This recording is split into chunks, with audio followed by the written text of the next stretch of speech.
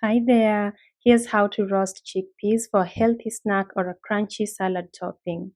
I'm using 2 cups of cooked chickpeas. You could also use the canned variety.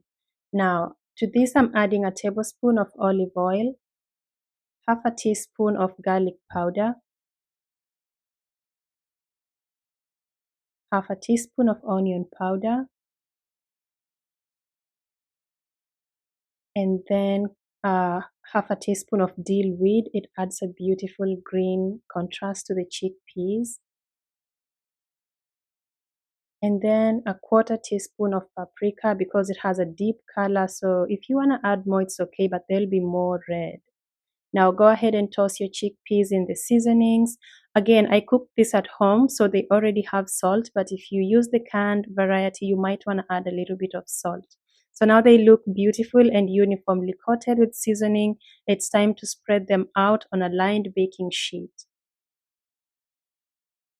Just spread them out. Make sure they do not overlap. So you do not want to crowd your pan because it would slow down the baking.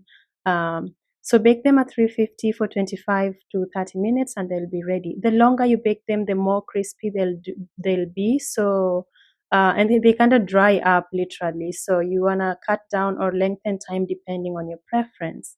So these chickpeas are perfect for salad topping or just a snack on the go, even for movie night. Very healthy, packed with proteins.